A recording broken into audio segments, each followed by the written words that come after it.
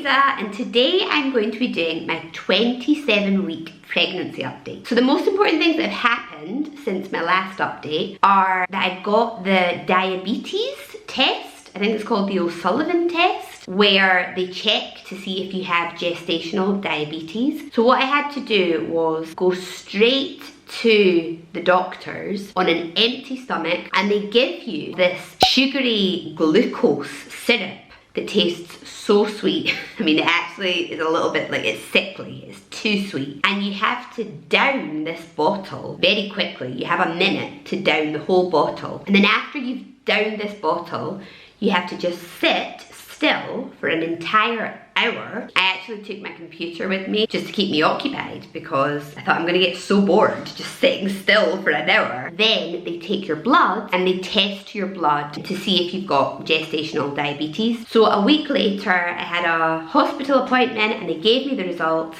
and everything's fine. I don't have gestational diabetes. All the other results were fine except that my platelets are extremely low, which means that I'm not gonna be able to get an epidural. I know my body and I know that when I give birth, my platelets will be at a level that I could have an epidural, but doctors have to follow protocol and they have to take my blood, count my platelets, and then when they see that my platelets are okay, then give me an epidural.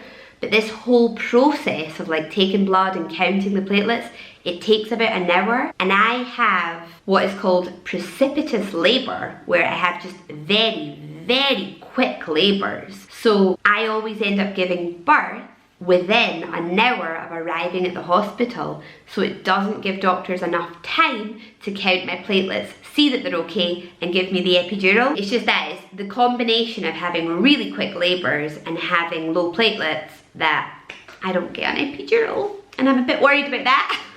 But another really important thing that happened this week, and it's making me feel a little bit better about not getting an epidural, is that we went to visit another hospital. The last time I gave birth in a hospital that was just completely unequipped for natural births. They offered you the epidural, and if you couldn't get the epidural, they had nothing else to offer you.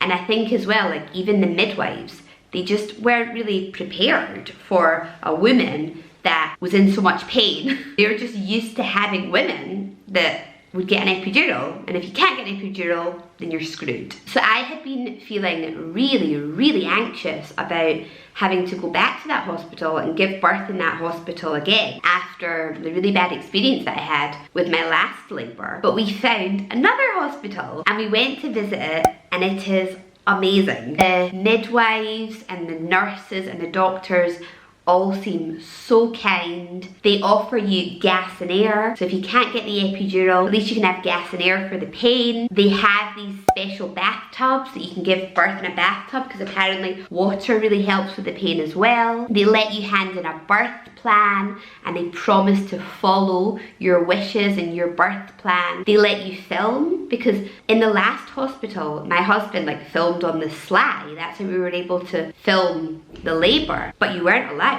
And I think the reason why you weren't allowed is because they know that they're doing such a crap job. They treated me like really badly. Apparently, when I was pushing out the baby's head, like I screamed because it was so sore. And apparently the midwife was like, "Oh, calm down, woman, it's not that bad." I mean, come on, like that's just awful. That's like, you should report someone for that.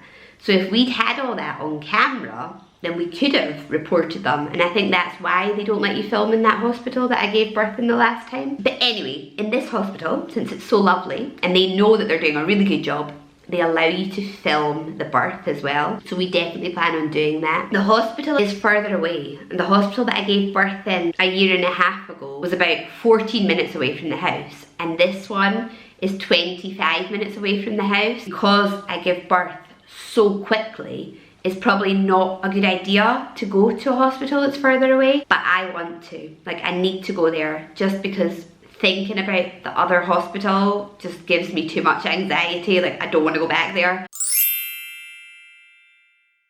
So I have developed a severe aversion to breastfeeding. I hate it. I'm still breastfeeding my 19-month-old baby girl, but I want to stop. My nipples are so sensitive.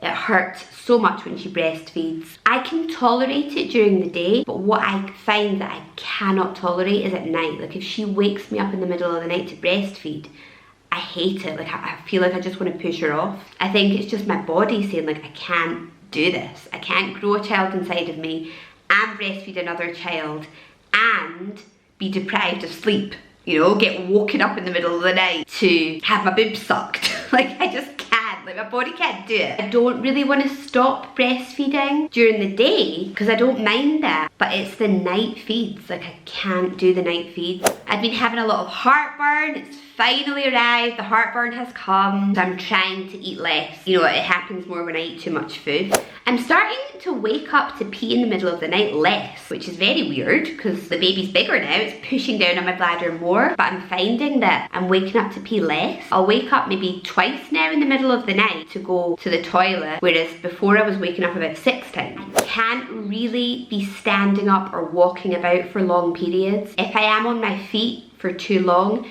then my stomach will start to hurt. Like I'll start to get real aches in that area and I have to just sit down or lie down until the pain goes away. I'm feeling good, like I'm really happy about things. We've just finished doing up our garden and I'm really happy to have a lovely new garden. We are in the process of buying a new car, a 7-seater, because there's going to be 6 of us in the family, so we need like a 7-seater car now. So I'm really excited about all of that. I do have a little bit of underlying anxiety, like I am a little bit worried about not sleeping when the baby arrives, because already my 19-month-old, she's not allowing me to sleep very much because of the whole breastfeeding thing, and I'm finding it difficult not sleeping, and I'm thinking, God, when a newborn baby comes, I'm going to sleep even less, and I'm just a little bit worried about that. So this happens to me with all pregnancies. I become obsessed with KFC. I don't know why. And it's happened again. It's that like crunchy chicken, like it's amazing. I was actually lucky enough to find some KFC vouchers somewhere.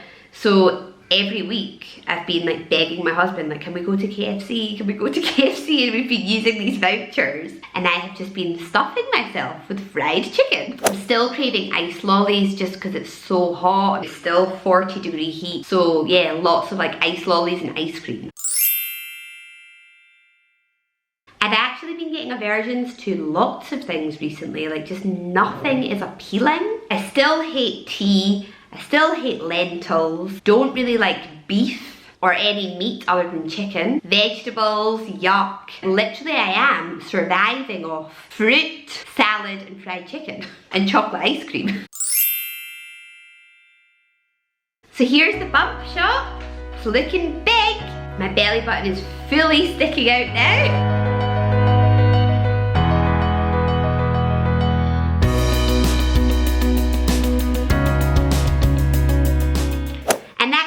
For my 27-week update. I hope you enjoyed it and I will see everyone in my next video. Bye!